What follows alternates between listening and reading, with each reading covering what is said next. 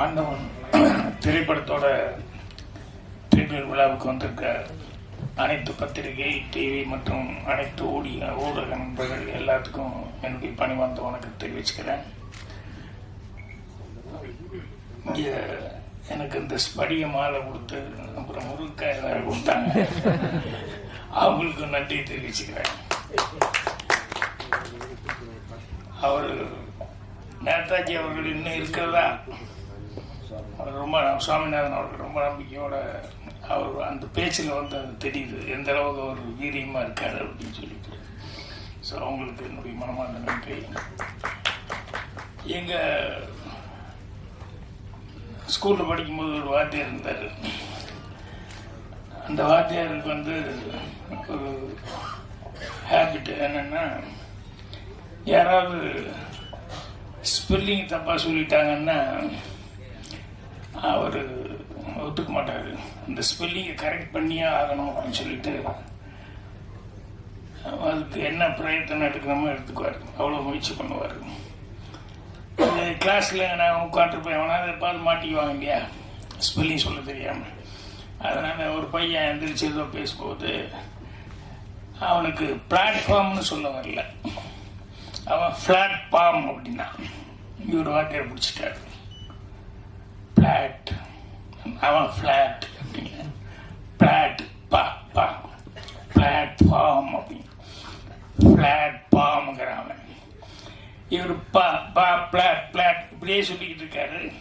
அவனும் எஃப்எஃப்லேயே சொல்லிட்டு இருக்கான அப்படியே அவன் பிளாட்ல பீல ஆரம்பிக்க மாட்டேங்கிறான். இது அடுத்த பீரியட் பெல் அடிக்கும், அந்த வாத்தியார் வந்தா உள்ள வந்துட்டு இந்த வாத்தியார் இருக்கிற பாட்டு கொஞ்சம் எக்ஸ்கியூஸ் மீ அப்படின்னு சொல்லிட்டு மறுபடியும் அந்த பிளாட்னு இவர் எப்படியாவது சொல்றதுக்கே ட்ரை பண்ணிட்டு இருப்பாரு. இது ஒரு நாள் அவர் வந்து இந்த வாத்தியாரும் ஸ்பெல்லிங் கரெக்ட் பண்ற வாத்தியாரும் இன்னொரு வாத்தியார் உட்காந்து பேசிட்டு இருக்காங்க. அது நடுவில் இந்த பில்டிங் அந்த பில்டிங் நடுவில் கிராஸ் பண்ணும்போது அவங்க நின்று ஏதோ பேசிட்டு இருந்தாங்க. அப்போ அந்த ஆப்போசிட் வாத்தியாரை வந்து தோட்ட வேலை செய்கிற ஒரு கார்னர் இருக்கார் இல்லையா, அது செடியெல்லாம் வெட்டிக்கிட்டு தண்ணியெல்லாம் ஊற்றுற ஒரு கார்னர், அவர் வந்து அந்த வாத்தியாரை கூப்பிட்றதுக்காக பக்கத்தில் வந்து, சார் உங்களை லைப்ரரி மாஸ்டர் வர சொன்னாங்க அப்படின்னா,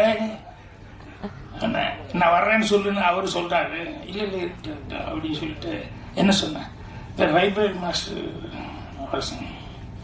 லைப்ரரி இல்லை, லைப்ரரி. அவன் தோட்ட வேலைக்காரன், அவனுக்கு என்ன தெரியும், அவன் லைப்னே சொல்ல வரல, அவனுக்கு லைப் இப்படியே சொல்லிட்டு. இது எங்களுக்கு எல்லாம் எப்பவுமே காமெடியாக இருக்கும். இந்த மாதிரி அவர்கிட்ட யார் சிக்குவாங்க, எவ்வளோ நேரம் பாடம் எடுப்பார் அப்படின்னு சொல்லிட்டு. ஆனால் அவருடைய இயல்பு அப்படிங்கிறது அது. அவனை கரெக்ட் பண்ணியே ஆகணும், அவன் தப்பாக சொல்றது விடக்கூடாது, அவனை கரெக்ட் பண்ணியே ஆகணும்னு சொல்லிட்டு அவ்வளோ பிரயத்தனம் பண்ணிட்டு பண்ணுவார். என்னன்னா இது அவருடைய கேரக்டர். இது யாருக்காக சொல்ல வந்தேன் அப்படின்னு சொன்னா, நம்ம கண்ணனுக்காக சொல்ல வந்தேன். என்ன அப்படின்னா, எல்லாரும் எப்படி எப்படியோ சினிமா எடுக்கணும், அதை பண்ணு இதை பண்ண நினைச்சா கூட, நான் எடுக்கிற சினிமா இப்படித்தான் இருக்கணும் அப்படின்னு சொல்லிட்டு கங்கணம் கட்டிட்டு, அது வெற்றி தோல்வி முக்கியம் இல்லை, அது காசு வருதா போகுதாங்கிறது முக்கியம் இல்லை, நான் ஏதாவது உபயோகமான ஒரு கருத்து சொல்லியே ஆகணும் அப்படின்னு சொல்லிட்டு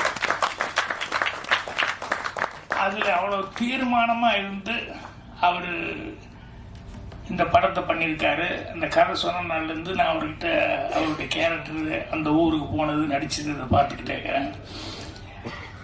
அப்போ இப்போ கூட பேசிட்டு இருக்கும்போது சொல்றாரு, நான் வந்து இந்த மாதிரி படங்கள் தான் எடுப்பேன் அப்படிங்கிறத வந்து தீர்மானமா எடுத்துட்டு இருக்காரு. அது சில பேருடைய கேரக்டர் என்னன்னா, அவங்களுக்கு வந்து நம்ம ஒன்று இப்படி செய்யணும் அப்படின்னு சொல்லி தீர்மானம் பண்ணிட்டோம்னா அது இப்படி தான் இருக்கணும். ஏன்னா அவங்களுக்கு வந்து அது ஒரு பிடித்தம் வந்துருச்சுன்னா அது பண்ணுவாங்க.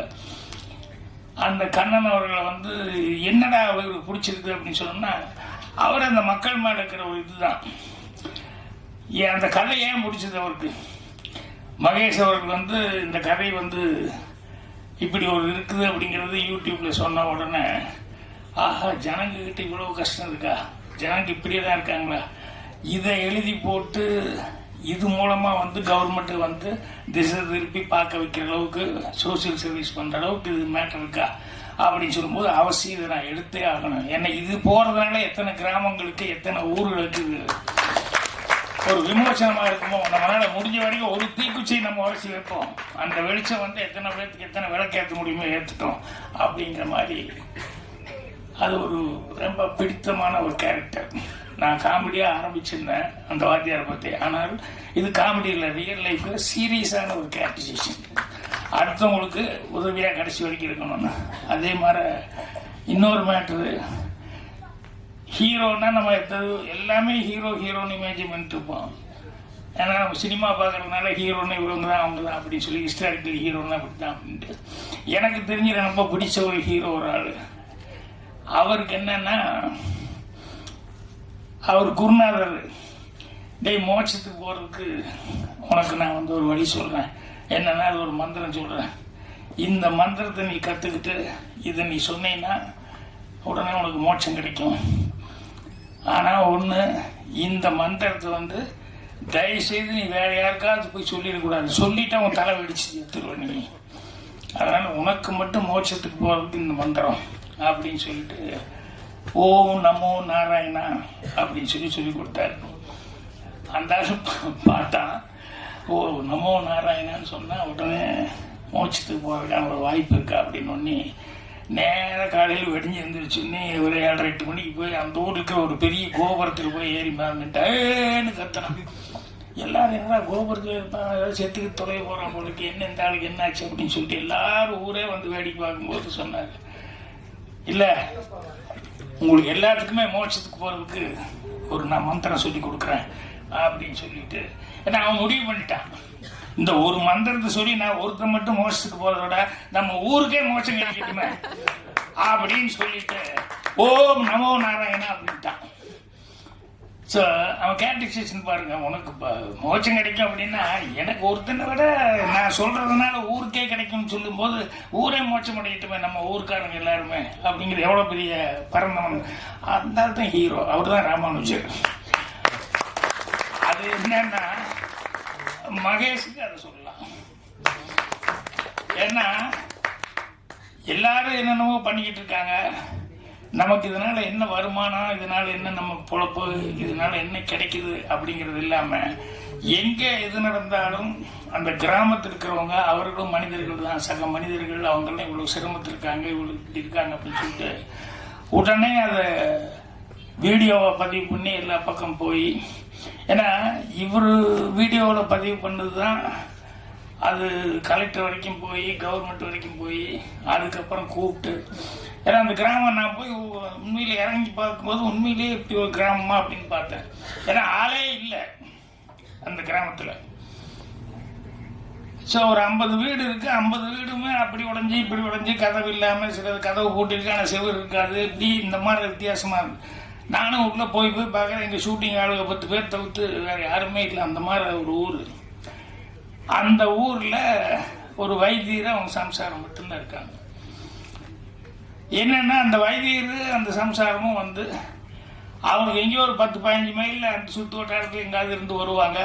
ஏதாவது உடம்பு சரியில்லைன்னா இந்த வைத்தியர்கிட்ட வந்து கேட்டு வாங்கி ஏதாவது மருந்து வாங்கி சாப்பிட்டு போவாங்க. அவங்களுக்கு அவர்கிட்ட வந்தால் நல்லா வரும், நமக்கு நல்லா ஆயிரும், சலீஸாக கொடுப்பாரு அப்படிங்கிற மாதிரி சொல்லி அந்த நம்பிக்கையில் வந்துட்டு போயிட்டு இருக்காங்க. இவரும் அது வந்தால் போதுன்னு இங்கிருந்து ஒரு வாரம் 10 நாளைக்கு ஒரு தடவை டவுனுக்கு போய் அந்த ஒரு வாரம் 10 நாளைக்கு வேண்டியது மட்டும் வாங்கிட்டு வந்துட்டு அவரும் அவங்க சம்சாரம் மட்டுமே அவங்க சமையல் பண்ணி சாப்பிட்டு, அவங்களுக்கு ஏதோ கொஞ்சம் தண்ணி வருது அங்கே ஒரு ஓரமாக, அதில் வந்து அந்த கிராமத்துலேயே அவங்க இருக்காங்க. அப்போ தான் சொன்னார், இவங்க ஒரிஜினலே படத்தில் வந்து நடிக்க வச்சது வந்து வேறு கேரக்டர், சினிமா தான் நடிக்க வச்சேன், ஆனால் ஒரிஜினல் இவங்க அப்படின்னு சொல்லிட்டு.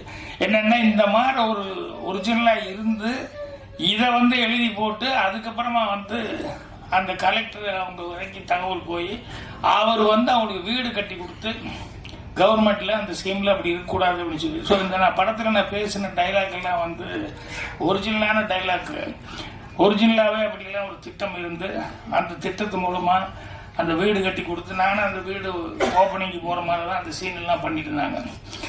அந்த வீடு அவங்களுக்கு கொடுத்துட்டு அதே மாதிரி என்ன சொல்லுவோன்னா, இந்த கிராமத்தில் எல்லாருமே வந்து அவங்கவுங்க சொந்த ஊருக்கு வந்து மீண்டும் விவசாயம் பார்க்கறதுக்கு அதுக்காக சில திட்டங்களை போட்டு அவங்களுக்கு என்ன உதவி பண்ணணுமோ அதை பண்ணுறதுக்கு ரெடியாக இருக்கிறோம் அப்படிங்கிற மாதிரி என்னுடைய கேரக்டர் மூலமாக கலெக்டர் டைலாக் சொல்கிற மாதிரி சொல்லியிருக்கான். இது என்னென்னா யாருமே வந்து சொந்த ஊர் விட்டுட்டு போகணும் அப்படிங்கிற மாதிரி யாரும் அப்படியெல்லாம் ஒன்றும் நினைக்கிறது இல்லை. ஆனால் மனிதனுடைய சூழ்நிலைகள் அவனுக்கு எதிர்காலம் என்ன அப்படிங்கிறதுனால இப்போ கேந்திர முனுசாமி அவர் பேசும்போது எந்த ஊருக்கு போனாலும் ஒரு ராமநாதபுரத்துக்காரர் திருப்பான் அப்படின்னு சொல்றதுன்னா அந்த மழை இல்லை, தண்ணி இல்லை, எல்லாமே விவசாயம் முதற்கொண்டு எல்லாமே பிரச்சனைங்க போது அப்போ பிழைப்புக்கு வழி தேடி அவங்க புறப்பட்டது அப்படின்னு வந்துடுது. அதே மாதிரி சில நேரங்களில் வந்து என்னென்னா நம்ம பொழப்பு எப்படியோ போயிடுச்சு, அட்லீஸ்ட் நம்ம குழந்தை இல்லாத நல்லா இருக்கணும், அவங்களுக்கு 4 எழுத்து படிக்க வச்சு அவங்கள எப்படியாவது அனுப்பிச்சு அவங்க நல்லா இருக்கணும்னு அனுப்புகிற மாதிரி இப்படி பண்ணதுனால தான் அந்த கிராமங்களில் வந்து நிறைய இடங்கள்ல அந்த மாதிரி நிறைய ஊர் இருக்குன்னு சொல்லி அந்த மகேஷ் அவர்கள் வந்து போய் ஒவ்வொரு இடத்துலையும் வந்து யூடியூப்காக ஷூட் பண்ணிட்டு வந்து அது எல்லா கிராமங்கள்லேயும் ஒரு விழிப்புணர்வு வர அளவுக்கு வந்தது. ஸோ அந்த அளவுக்கு இவங்க 2 பேருமே வந்து இவர் ஒரு கேரக்டர்னா அவர் ஒரு கேரக்டர். ஸோ இதெல்லாம் ரியல் லைஃப்பில் இப்போ இன்றைக்கி வந்து பேச வந்தவங்கெல்லாம் கூட பார்த்தீங்கன்னா உண்மையான அந்த கிராமத்தினுடைய ஃபீலிங் அவங்ககிட்ட இருக்குது. அது சமூக சேவகர் வந்து இதை நடித்தவர் வரைக்கும் எல்லாருமே பேசினாங்க அப்படின்னு சொன்னோம்னா எல்லாரும் ஆத்மார்த்தமும் அவங்க மனசுக்குள்ளே வந்து எங்கள் கிராமத்தில் இப்படி இருக்குது, எங்கள் ஊர் சொந்த மண், இதை நாங்கள் எப்படி விட்டுட்டு போகிறது அப்படிங்கிற மாதிரி பேசினேன். ஸோ கேட்கும்போது ரொம்ப யதார்த்தமாக இருக்குது, சந்தோஷமாக இருந்தது. ஸோ ஊர்க்காரங்க நிறைய பேர் வந்திருக்காங்க. மற்றவங்க கூட முத்துக்காளை ஒரு புக் எழுத போகிறேன்னு என்கிட்ட வந்து சொல்லிட்டு இருந்தார். அவர் தமிழ் மேலே இவ்வளோ பற்றுதலாக இருப்பார் அப்படிங்கிறதும் தமிழை வந்து இவ்வளோ தூரம் கற்றுக்கிட்டு இருக்காரு அப்படிங்கிறது எனக்கு உண்மையிலேயே ஆச்சரியமாக இருக்குது. கண்ணதாசன் சாரை பற்றி பேசி அவருக்கு ஆர்ஜின் யாருக்கு பேசி அதுக்கப்புறம் அவர் எழுத போகிற புஸ்தகத்தை பற்றியெல்லாம் வந்து என்கிட்ட சொல்லி அந்த புஸ்தகம் என்ன மாதிரி புஸ்தகம் அப்படிங்கிற மாதிரி சொல்லி எனக்கு அணிதர கொடுங்க அப்படின்னு சொல்லிட்டு பேசுறதுக்கு முன்னாடியே கேட்டார். வந்தோன்னையுமே நான் புஸ்தகம் எழுதியிருக்காருன்னு அணிந்துரை கேட்குறாருங்கும் போது கண்டிப்பாக நான் கொடுக்குறேன் அப்படின்னு சொல்லிட்டேன். அவர் பேசி இந்த மாதிரி இவ்வளோ தூரம் தமிழ் பற்றுதலாக அவர் பேசி ரொம்ப சந்தோஷமாக இருந்தது. அந்த மாதிரி எல்லாருமே பேசினவங்க ஒவ்வொருத்தரும் எல்லாமே நல்லா பேசினேன். இந்த பொண்ணு வேறு தமிழ் வந்து கொஞ்சம் அப்படி இப்படி இருந்தால் அட்ஜஸ்ட் பண்ணிக்குவானா. அப்புறம் நான் கேட்டேன், தமிழ் சுத்தமாக தானே பேசுது, ஏன் அப்படி பேசுகிறாங்க அப்படின்னு. எந்த ஒரு தாய் பாஷைன்னு தெரியலன்னா அப்புறமா ஆந்திரா அப்படின்னு சொல்லி தெலுங்கு அப்படிங்கிற மாதிரி சொன்னாங்க. ஸோ இவங்க எல்லாருமே வந்து அது நடிக்கும்போது வர அந்த பொண்ணு கேட்டது எனக்கு ரொம்ப ஆச்சரியமாக இருக்குது. என்னென்னா கிராமத்து கதைன்னு ஒன்று என் கலருக்கு அது சரியாக வருமா, கிராமத்து பொண்ணு மாற அப்படிங்கிற மாதிரி அவங்களுக்கு உள்ள எல்லாருக்குமே ஒரு கிராமம் அப்படின்னா இப்படி தான் இருப்பாங்க. கருப்பா அந்த வெயிலில் அலைஞ்சு நல்லா பிறந்திருந்தா கொஞ்சம் கலராக பிறந்திருந்தா கூட அந்த வெயிலுக்கு அதுக்கிறதுக்கும் அந்த இதில் வந்து ஆட்டோமேட்டிக்காக அந்த கலர் எல்லாம் வேறு மாதிரி ஆகி போக முடியாது. அதனால் அது சரியாக இருக்குமா அப்படிங்கிற மாதிரிலாம் நியாயமான ஒரு சந்தேகத்தில் டைரக்டராக இல்லை, அதெல்லாம் ஒன்றும் காரணமெல்லாம் இப்படி கிடையாது, கருப்பு சிறப்பெல்லாம் அங்கே பார்க்குறாங்க அப்படிங்கிற மாதிரி சொல்லி. ஸோ நான் வந்து இன்னைக்கு ஏன்னா இவர் எடுத்த படத்துக்கு எந்த அளவுக்கு பத்திரிகை நண்பர்கள் அது மற்ற நண்பர்கள் எவ்வளோ பேர் என்னுடைய சப்போர்ட் இருக்க போகுது அப்படிங்கிறது எனக்கு ஒரு டவுட்லேயே இருந்தேன் நான். அதுக்கப்புறம் சரி அப்படின்னா அப்புறம் உள்ளே வரும்போது தான் எனக்கு அந்த அட்மாஸ்பியர் பார்க்கும்போது இல்லை அவர் சம்பாதிச்ச சொத்து நண்பர்கள் அப்படின்னு சொல்லிட்டு அதே நண்பர்கள் அப்படிங்கிறது தான் மகேஷுக்கும் அதே மாதிரி தான் அவ்வளவு நண்பர்கள் இருக்காங்க. சொந்த பந்தம் அந்த நண்பர்கள் எல்லாம் தான். ஏன்னா நண்பர்கள்னு சொன்னோம்னா நிறைய பேர் சில பேர் இருக்காங்க நண்பர்கள். என்னென்னா அவனுக்கு வந்து 2 பேர் ஃப்ரெண்ட்ஸு பேசிகிட்டு இருந்தாங்க. சரி நான் வீட்டுக்கு போகிறேன்னாங்கும் போது மழை வந்துருச்சு.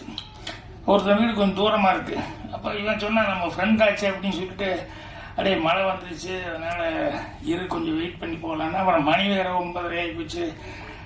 நீ எப்போ மழை நின்று எப்போ வீட்டுக்கு போய் சாப்பிட்றது அப்படின்னு போய் சம்சாரத்துட்டு சொல்லி உட்காரலான்னு ஹாலில் உட்கார சொல்லிட்டு சாப்பிட்டே போயிடல கொஞ்சம் சம்சாரத்துட்டு சொல்லிட்டு போய் திடீர்னு சம்சாரத்துட்டு அம்மா சாப்பாடு வச்சு எனக்கு திடீர்னு இப்படி வந்து சொல்கிறீங்களே என்னங்க அம்மா மழை திடீர்னு வந்தால் நான் என்னம்மா பண்ண முடியும், அதனால் பாரு அப்படின்னு. ஏதாவது வரவங்களுக்கு ஏதாவது விசேஷமாக ஏதாவது செஞ்சாலும் பரவாயில்ல, வந்தவொன்னே ஏதோ ஒன்று செய்ய அப்படின்னு சொன்னால் என்ன அர்த்தம், முடிஞ்சதை செய்யுமா பசிக்கு தானே செய்ய அப்படி இப்படின்னு சொல்லி போட்டு நான் என்ன கூட ஹெல்ப் பண்ணுறேன்னு ஏதோ கொஞ்சம் இது பண்ணி போட்டு அப்புறம் வந்து பார்த்தா ஆள் அவனை காணும். மழையும் நிற்கலையே என்னடா ஆச்சுன்னு தெரியலையே அப்படின்ட்டு ஏன்டா அவனை ஆளை காணோம்னு சொல்லி போயிட்டான் போல இருக்கு அப்படின்னு சொல்லி இவங்க சரி சமையல் ஆரம்பிச்சா செஞ்சு முடிப்போம் அப்படின்னு சொல்லும்போது பார்த்தா அவன் மறுபடியும் வந்துட்டான். என்னடா நண்பா அது அதுக்குள்ளே எங்கடா போனேன், மழையை நிற்கல, எங்கே போனேன்னு. இல்லை நீங்கள் சாப்பிட்டு போகலான்னு சொன்னீங்கல்ல, அதனால் வீட்டுக்கு போய் என் சம்சாரத்தில் சொல்லிட்டு வந்துட்டேன். சாப்பாடு கிடைக்குதுன்னு இங்கிருந்து மழையிலேயே ஒரு துண்டை போட்டுக்கிட்டு போய் சொல்லிட்டு இங்கே வந்து சாப்பிட்டு போகலான்னு வந்தேன். ஸோ நண்பர்கள் அப்படின்னு சொல்லும்போது இந்த மாதிரி சில நண்பர்களுக்கு இன்னும் ஒரு 2 நண்பர்கள் காட்டுக்குள்ளே போயிட்டு இருந்தானுங்க. அப்போ போயிட்டு இருந்தோடனே சொல்லி கரடி வந்துருச்சுன்னு சொன்னோடனே உடனே 2 பேரும் ஓடிக்கலான்னா ஒரு நிமிஷம் அப்படின்னு சொல்லிட்டு அவசரமாக ஷூ எடுத்து போட்டான். என்னடா இது அப்படின்னு சொல்லிட்டு இல்லை போட்டுற ஒரே நிமிஷம் ஷூ போட்டு ஓடிக்கலாம், ஷூ போட்டுன்னு அவங்ககிட்ட சொல்லி இவன் ஷூ எடுத்து அவசரமாக போடுறான்.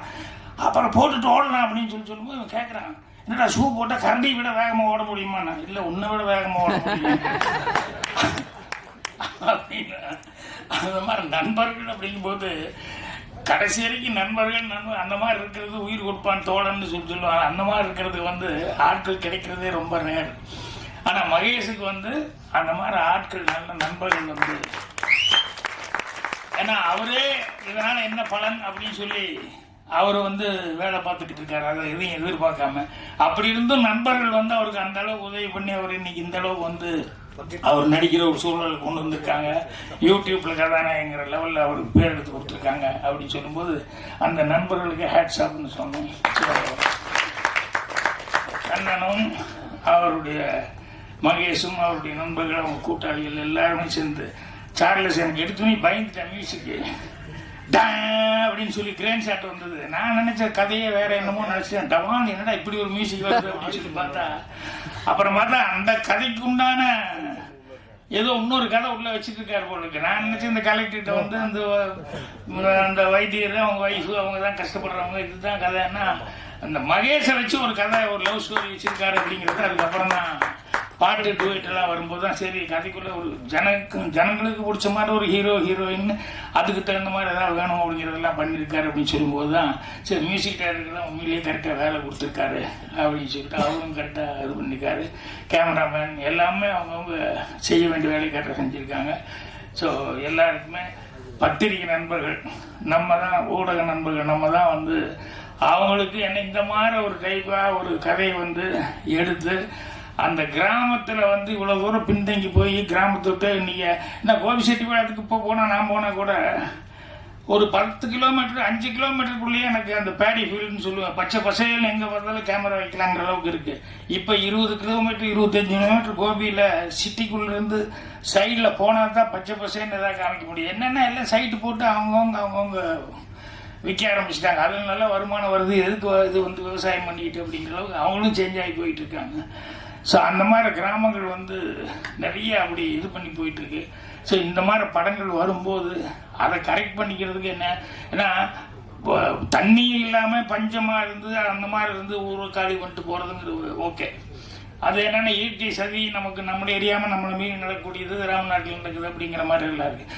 பட் இதெல்லாம் ஃப்ளாட் போட்டு இருக்கிற பூமி விவசாய பூமி ஃப்ளாட் போட்டு கொடுத்துட்டு போனால் அதை விட நல்ல காசு கிடைக்குதுங்கிற அளவுக்கு போனால் அது கவர்மெண்ட் அப்படி இல்லை. விவசாயமே நீ விவசாயம் பண்ணால் உனக்கு அந்த அளவுக்கு வருமானம் வருங்கிற அளவுக்கு ஒரு திட்டங்களை கொண்டு வந்தால் தான் அவன் கரெக்டாக அந்த விவசாயத்துக்கு